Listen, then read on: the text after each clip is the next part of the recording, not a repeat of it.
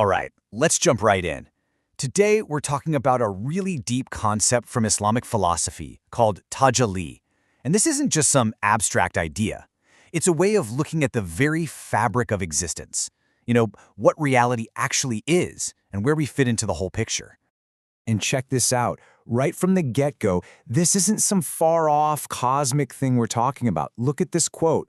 We are all a tajalli.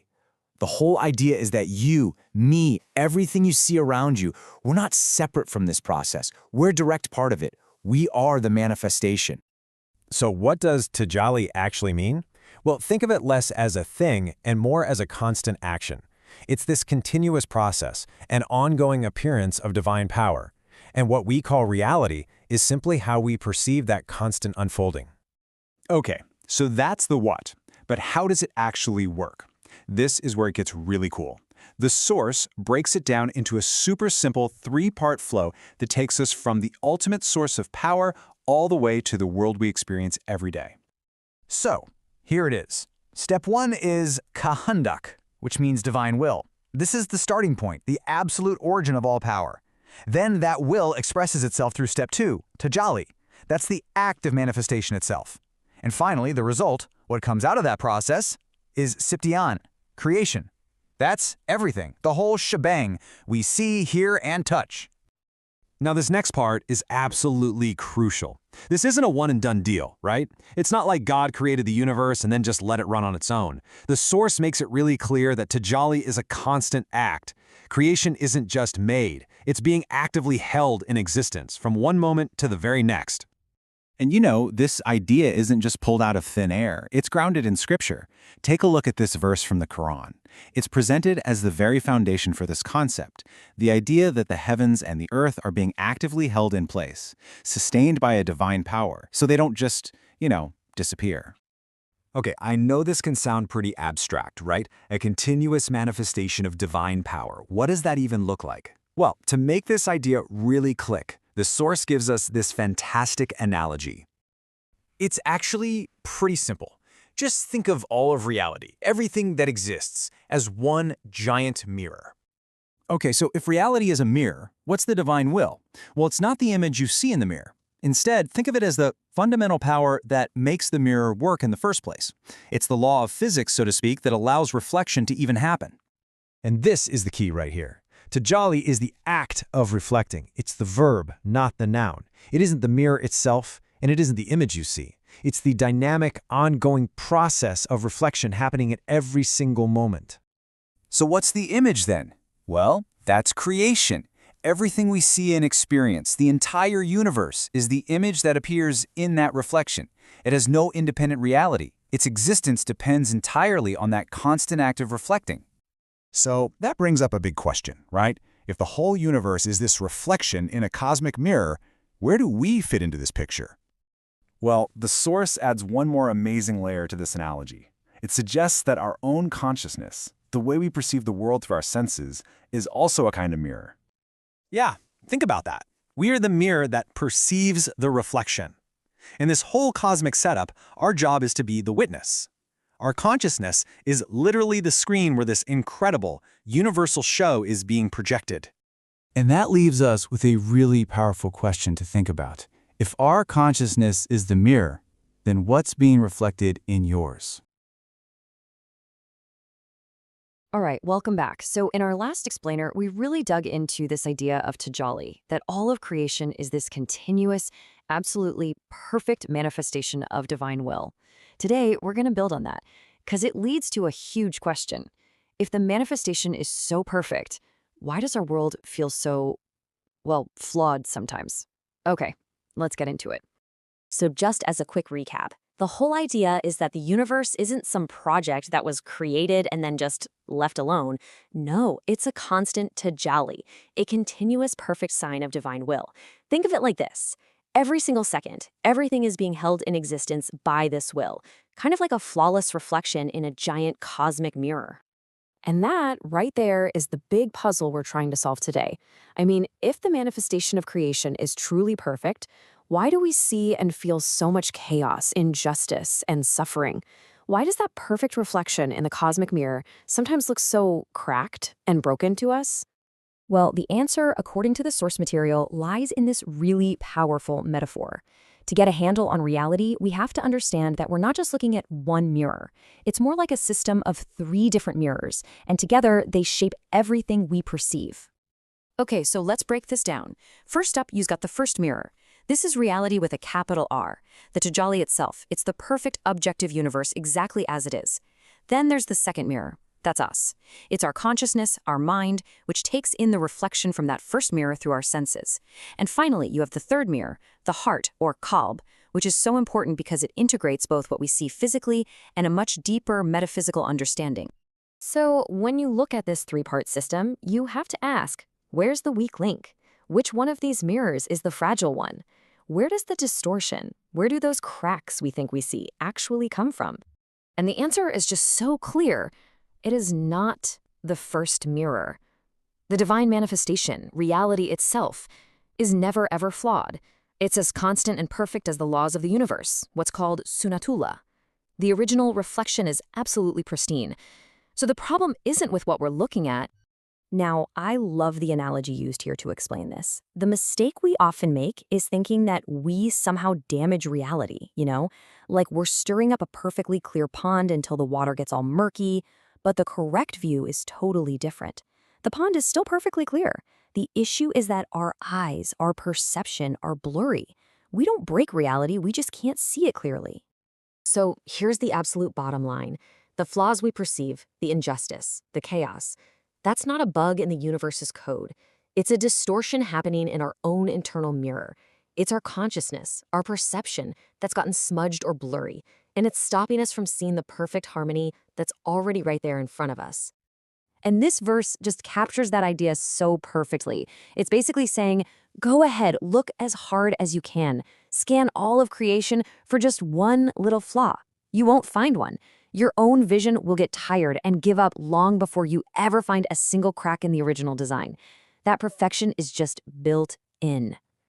Okay, so if the problem isn't reality, but our perception of it, our own inner mirror, then the big question is, what do we do? How do we fix it? How do we actually clean off the smudges and polish that mirror so we can see things the way they really are? Let's talk about the tools we have for that. The first tool is dua, or prayer. But here's the key thing. It isn't about asking for reality itself to be changed. Instead, prayer is a spiritual practice for changing us. It helps us shift our own perspective, to kind of adjust our angle of view so that we're in the right position to see all the mercy and justice that's already being reflected. And the second tool is ikhtiyar, or effort. This is the practical, hands-on work that goes with prayer. It's the conscious effort we make to align our whole self, our thoughts, our heart, our will, so that we can become a better, clearer, more accurate mirror for receiving that reflection of reality. This famous saying just nails the relationship between the two. Tie your camel, that's your ikhtiyar, that's the practical, real-world effort you have to make. Then, trusting God, that's the dua, the spiritual alignment and trust that you've done your part. You see? The two have to work together. Let's think about a real-world example here. When someone pollutes the environment, the damage that follows isn't a sign that the system is broken. It's the opposite. It's a sign that the mirror of reality, sunnatullah, is working perfectly. It's just flawlessly reflecting back the natural and just consequences of that harmful action. So let's just sum all this up real quick. First, reality, the tajalli, is a perfect, unflawed mirror.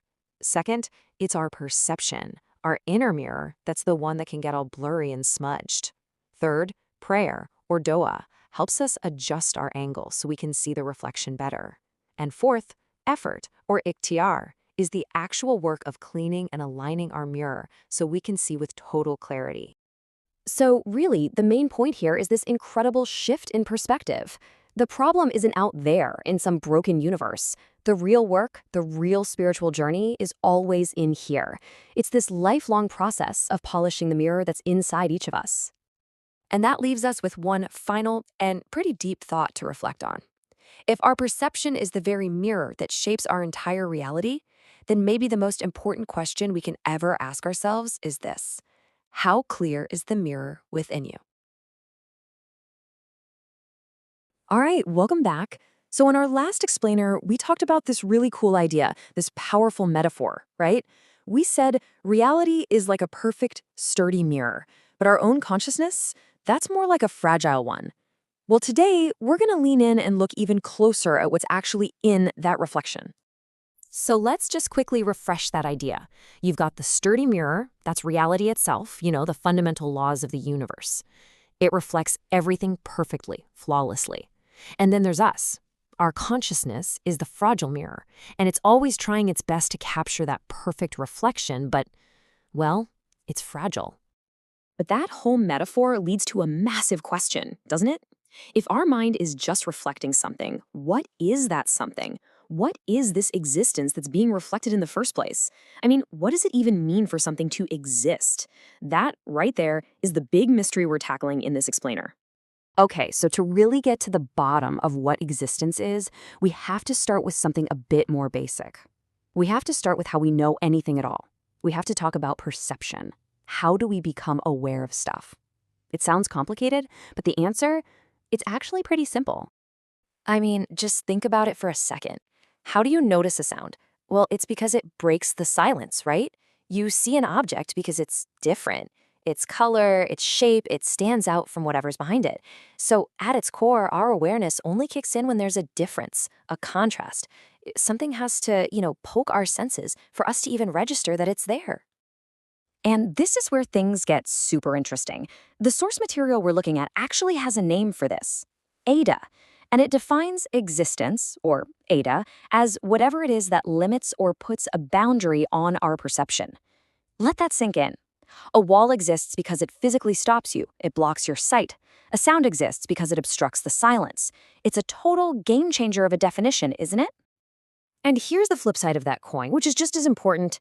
Existence is also defined as that which changes our consciousness. When you see something or hear something, it leaves an impression, right? It actually alters your internal state. So for something to exist in our world, it has to have the power to interact with us, to change our awareness. You know what's wild? This idea, it's not new, not by a long shot. In fact, there's this incredible analogy from the Qur'an that perfectly illustrates this whole relationship between a thing and our perception of that thing. It's just so clear. Just let that verse sit for a second. Someone lights a fire, and it lights up everything around them. But then, the light is taken away, and they're left in darkness. They can't see the fire anymore. This isn't just a nice story, it's an incredibly deep breakdown of how perception actually works. And this breaks it down step by step. It's brilliant. You've got the fire, that's existence, the source. Then, the fire creates light. That's the effect. But here's the crucial part, step 3. If you take away the light, the effect that travels to you, what happens? You can't see the fire anymore. The source is still there, it's still burning, but your perception of it is gone. So here's the main takeaway from that, and it's a big one. We never actually perceive the thing itself. We don't perceive the fire. What we perceive is the effect it has, the light that it sends out, which then hits our eyes. We're interacting with the messenger, not the source. That's a huge deal.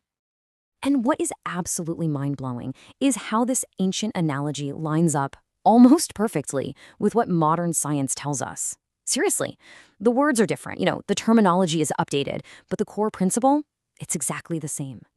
Okay, just look at this table. This is the aha moment. The fire from the analogy, that's what physics calls a source of photon emission. The light, that's just the photons themselves, flying through the air. And when the verse says the light is removed, physics would say, well, no photons are reaching the retina. No photons, no change to your eye, and boom, no perception. You literally cannot see the fire. It's a perfect one-to-one match. And hey, this isn't just about seeing things. This applies to all of our senses. You don't hear a sound. What you're really detecting are vibrations in the air hitting your eardrum. You don't actually touch a table. Your skin is just detecting pressure. Every single time, we are only interacting with the effects, never the source itself. So where does this all leave us? What's the big takeaway here? What does all this mean for us, with our own fragile mirrors, just trying to figure out what's real? Well, it all comes back to this one beautiful, unified idea. Existence is simply that which has the power to change our consciousness through our senses. That's it. If something can't create a change, if it can't limit our perception in some way, then for you and me, in our experience, it basically doesn't exist. And that's a really profound way to look at the world. It means our entire reality, everything you see, hear, and feel right now, is an interpretation. It's a story our brain is telling us based on secondhand info, the photons, the vibrations, the pressure. We're living in a world of effects, and our mind is constantly trying to guess what the causes are. Which brings us right back to where we started, with those two mirrors. If reality is the perfect, sturdy mirror and all we ever get are its reflections, the effects, then everything, our whole experience of life, depends on the state of our own fragile mirror. So the final question is this. If we only ever perceive the effects and not the source, how clear is the mirror of your consciousness right now? That's something to think about. Thanks for joining me. All right, welcome back. So, in our last explainer, we landed on this really powerful idea about what it means for something to even exist. Today, we're going to take that and push it even further, digging into the different degrees of reality. Right, so this was our foundation. We know something is there because it makes an impression on us. It leaves a footprint on our awareness, right? It literally changes our consciousness. It's a simple idea, but it's incredibly profound when you think about it. And you know, that definition immediately cracks open a brand new question.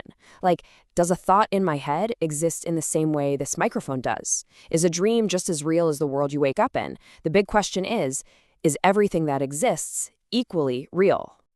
Okay, so here's the game plan for today. First, we're going to tackle this idea of a layered reality. Then, we'll look at two totally different ways of knowing something. One is by recognizing signs, and the other is through direct consciousness. And finally, we'll wrap it all up with this awesome metaphor of a mirror. First things first, let's really challenge this idea that reality is just a simple on-off switch, you know? The source material we're looking at suggests it's much more of a spectrum with different degrees of realness. This is a perfect way to think about it. Imagine a rock in your dream. It exists, right?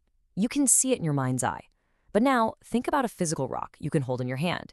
You can see it, yeah, but you can also feel its weight, its rough texture. You can hear the thud when you drop it. It's hitting way more of your senses.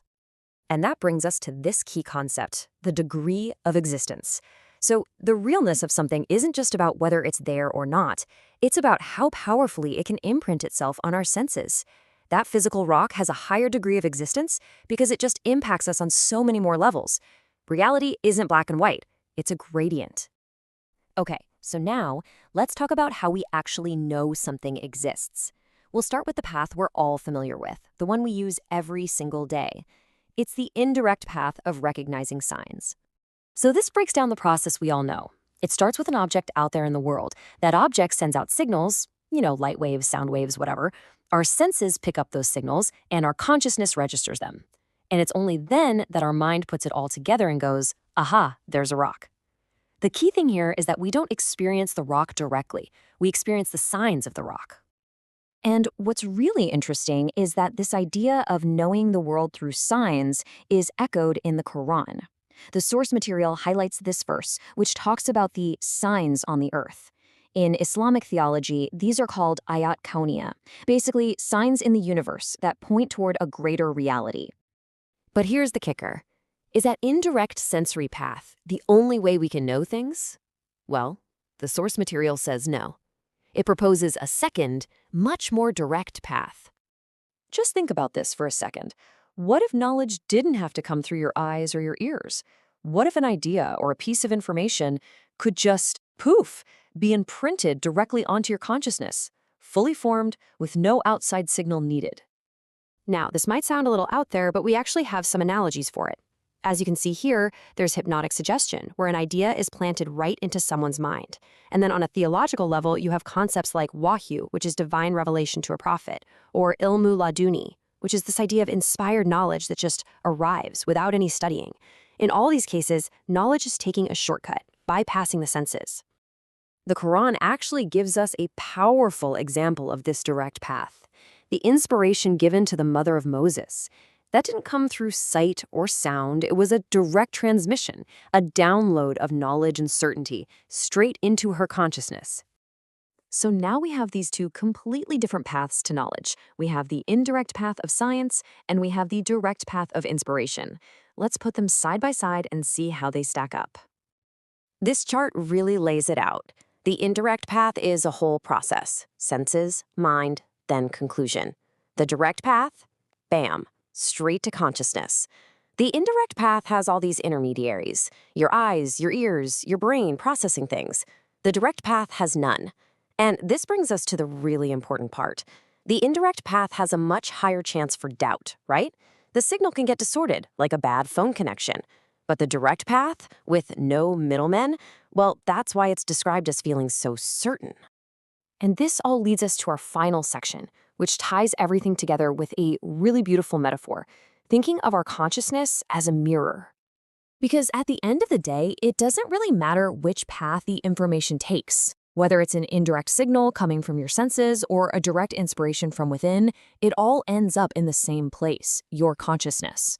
That's the final terminal where all of reality gets registered.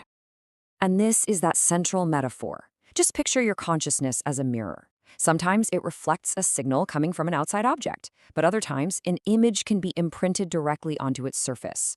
One way is indirect, the other is direct, but in both cases, you get an image on the mirror. Both are ways that existence changes our consciousness. But this leaves us with a huge and honestly a pretty tough final question to think about. If an image can be imprinted directly onto the mirror of our mind, how in the world do we tell the difference between a true insight and just our own wishful thinking? How do we know if we're receiving something genuine or if we're just projecting what we want to see? That's a critical question to wrestle with. Hey everyone, welcome back. So in our last chat, we talked about this cool idea, right? That consciousness is kind of like a mirror, just reflecting reality. All right, so let's really dig into that. Because what if it's not that simple? What if one mirror just isn't enough to get the whole picture? I mean, think about it. What if what we call reality is actually processed through a whole series of reflections? So today, we're going to build on that exact idea. We're going to explore this really interesting model of not one, but 3 different mirrors. We'll get into how they work, what makes them blurry, how we can keep them clean, and then tie it all together to see what it means for the big questions, like God and reality itself.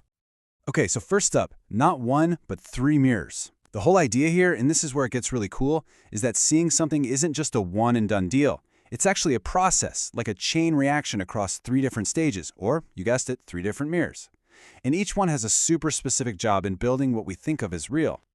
So here's how it works. Step 1 is the thing itself. Reality, creation, the source. In this model, it's called tajalli. That's mirror number 1. Then that reflection gets picked up by mirror number 2, which is our physical consciousness, basically our brain and our senses. And finally, that reflection is perceived by mirror number 3, which is our heart, or our inner consciousness. Okay, let's zoom in on that second mirror for a bit. The mirror of physical reality. This is the one we're all super familiar with, right? It's how we navigate the world every single day. It's where the outside world first makes contact. So this second mirror is pretty much everything to do with our brain and our physical senses. And it's what determines how real something feels to us. Just think about it for a second. An object feels way more real when more of your senses are involved, right? A stone that you can see and feel is way more there than a stone you can only see from a distance. It's because it's making a bigger, deeper impression on your consciousness. But, and this is a big but, this mirror isn't perfect. It can get smudged, blurry, even totally distorted. If you have bad eyesight, or you see a mirage in the desert, or you just misjudge how far away something is. All of those things are like smudges on the mirror. They create a reflection that doesn't quite line up with what's actually out there. Okay, so if our physical senses can trick us, how do we ever know what's true? Well, that's where the third mirror comes in. This one is absolutely critical. It's like our internal fact checker.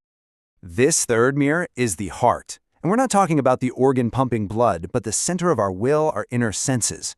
Now, what's so fascinating about this is that the heart can supposedly get information directly from mirror 1, from reality itself. It completely bypasses the physical senses. This is where things like intuition come from. And in its highest form, it's what some traditions would call revelation or Wahyu, like a direct download of truth onto our consciousness. And because there's no middleman, no eyes, no ears, this kind of knowing feels incredibly direct and certain. Its main job is to be a truth filter. It's the part of you that sees the shimmering heat on the road and goes, nope, My eyes are being tricked. That's not a puddle of water. That's a mirage. So, this really sums up the difference perfectly. Mirror 2, the physical one, is all about the changing, outside world, and its distortions are, well, physical. But Mirror 3, the heart, is about universal, inner truth. And what clouds this mirror isn't bad eyesight, it's our inner state. You know, things like anger, jealousy, or just not taking care of our spiritual side. Okay, so we've got two mirrors and both of them can get smudged. The physical one and the inner one. The big question then is, how do we keep them clean? How do we make sure we're getting the clearest possible reflection of reality? Well, the wisdom here points to three main things. First, find some inner calm. A shaky hand can't hold a mirror steady, right? Same idea with the heart. Second, take care of your physical health. That keeps your sensory mirror in good shape. And third, and this is a big one, don't jump to conclusions. Just give yourself a beat to really process what you're seeing. And the whole point of all this, it's about polishing both mirrors. When your physical mirror is clean and your inner mirror is clear, you get a much better picture of both the outside world and the inner truths. And that's what helps us actually navigate life well, instead of just getting lost in a bunch of illusions. All right, let's pull the camera back for a second and think about what this all really means. Because this whole model has some massive implications for how we understand reality and God. Here's maybe the biggest takeaway. Our perception is never direct. We never actually touch reality itself. All we ever get is the reflection, the impression it leaves on our consciousness. Even that direct knowledge we talked about, it's just a super clear reflection on our inner mirror. You know that saying, the map is not the territory? Well, according to this, we are always looking at the map. So, if everything we see is just a reflection, it begs the question, what's the source of the light? And this is where the model makes a really important distinction. Mirror 1, that reality that's being reflected, that's creation, or tajalli. It is not God. And our mirrors, our consciousness, they're also part of creation. Both are totally distinct from the Creator, who is uncreated. And this idea of an active, ongoing creation is something you see powerfully in the Qur'an. This verse here really drives it home. The universe isn't like some wind-up toy that was set in motion and then left alone. No, it's being actively held together, sustained, in every single moment. The reflection we're seeing isn't a photograph, it's a live stream. And that leaves us with one final, pretty mind-bending question to chew on.